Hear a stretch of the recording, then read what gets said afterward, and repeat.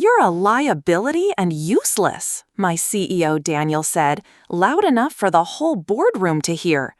His finger pointed straight at me, his voice sharp, deliberate, leaving no room for misinterpretation. I felt every pair of eyes land on me, burning holes through my white blouse and navy blazer. My throat closed, but I forced myself not to cry.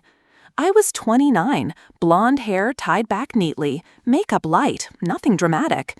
I had spent the last 6 months carrying the team, pulling late nights, writing reports Daniel presented as his own. And this was my reward? Public humiliation? No warning, no subtlety, just the word liability stamped on me like a scarlet letter. I didn't speak. I couldn't. My coworkers shifted uncomfortably, eyes glued to their laptops, pretending they hadn't heard. I sat there, fists clenched under the table, nails digging into my palms. Daniel moved on to the next slide, effortlessly dismissing me as though I were already gone. My entire body buzzed with shame, heat crawling up my neck. I wanted to stand up, shout, remind him it was my analysis, my forecast, my plan that won us the last investor round. But I stayed quiet. Silence wasn't weakness, it was strategy. They thought I'd break. I wouldn't.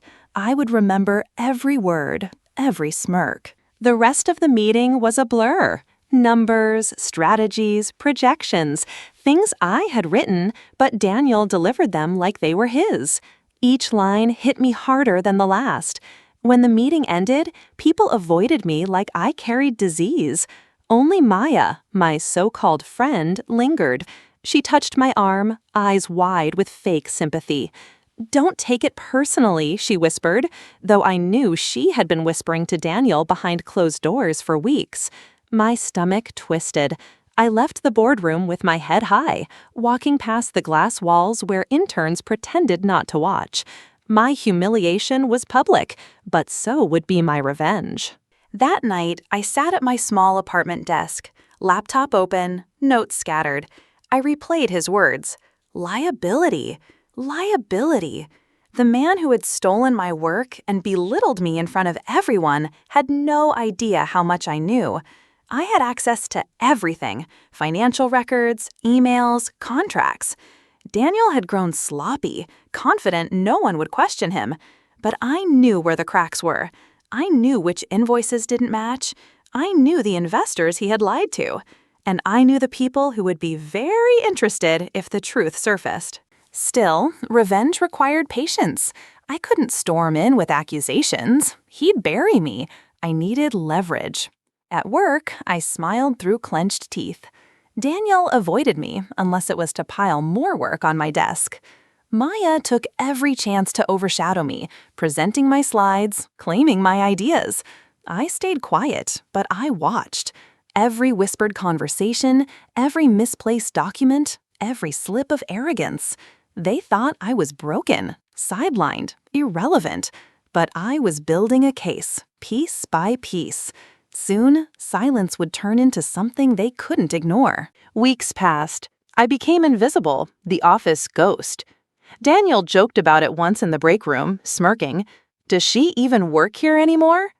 The laughter stung, but I let it roll off. Being invisible worked in my favor. No one noticed when I stayed late, copying files.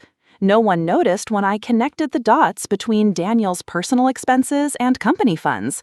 And no one noticed when I quietly reached out to a contact at a rival firm, a firm Daniel had burned years ago. Their interest was immediate, their memory sharp. The leverage was forming. But betrayal cut deeper than I expected. One Friday, Maya invited me for drinks. Against my better judgment, I went.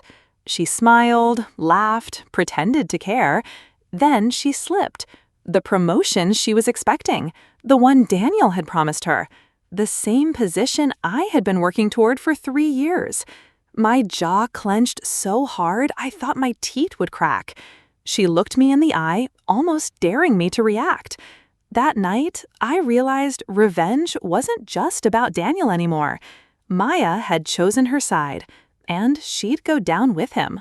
By then, I had what I needed: proof of Daniel's misappropriations, investor deception, and Maya's complicity. But I couldn't blow it all at once. If I exposed him too soon, he'd spin it, play victim, drag me down with him. No, I had to time it perfectly. Meanwhile, the humiliation continued. Daniel called me deadweight in front of junior staff. Maya laughed. My reputation was shredded. I felt the sting every day, but beneath the sting was fire. Fire that told me, keep waiting, keep sharpening the blade. The opportunity came when Daniel scheduled a grand investor showcase. He bragged it would cement his legacy, secure millions, make the company untouchable. He paraded Maya around as his future leader, while I handled the grunt work. Perfect. I slipped copies of the altered invoices into a private folder, along with the emails Daniel thought he had deleted. The rival firm promised to attend the showcase quietly, as observers. My plan was simple. Let Daniel build himself up so high that the fall would be catastrophic. The day of the showcase, my heart pounded, but my face was calm. I wore a sleek black dress, hair down, expression unreadable. Investors filled the room, their suits crisp, their smiles sharp. Daniel beamed as he took the stage, Maya at his side. He spoke about growth, trust, vision, words that made me want to laugh. I sat in the back, unnoticed, but my laptop was open, a single file queued, a presentation of the truth. I only needed one opening, one small mistake from him to slide the knife in. That mistake came faster than I expected. Daniel, flushed with arrogance, referenced the very deal I knew he had fabricated.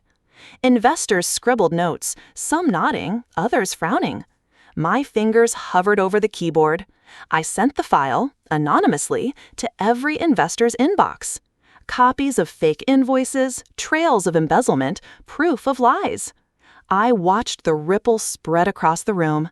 Phones buzzed, brows furrowed. Daniel stumbled mid-sentence. Maya whispered frantically in his ear, and I sat there, serene, as the empire began to crack. Chaos erupted. Questions flew. Investors demanded answers. Daniel stammered, sweating, his polished mask breaking apart. Maya tried to jump in, but they silenced her. My contact from the rival firm stood, calmly pointing out inconsistencies. The investors turned into a firing squad, every question sharper than the last. I slipped out quietly, leaving Daniel to drown in his own lies. But my revenge wasn't complete. Exposing him publicly was only step one. I had something else in motion, something that would ensure he never rose again. That final card was the press. I had held back the juiciest pieces, personal messages where Daniel mocked investors, private spreadsheets showing how he funneled company money into his own accounts. I leaked them to a journalist I trusted. Within days, headlines exploded. Daniel was painted as a fraud, Maya as his accomplice. Their faces were plastered everywhere, their reputations shredded beyond repair. Investors pulled out, the board called an emergency meeting, and within hours, both Daniel and Maya were resigned. The board needed stability. They needed someone who understood the company's core, someone who had been overlooked, dismissed, humiliated, and yet still remained.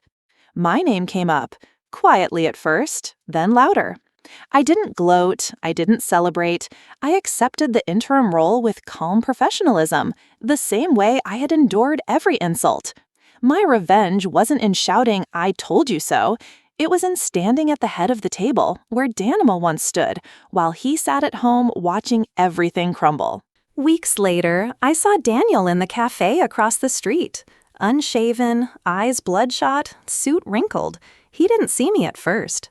When he finally did, his face drained. He looked small, deflated. I didn't approach. I didn't need to. I walked past, my heels clicking, head held high. Liability. The word echoed in my mind, but this time it was hollow, because the truth was undeniable. I wasn't a liability. I was the one who ended him, and he would remember that every single day.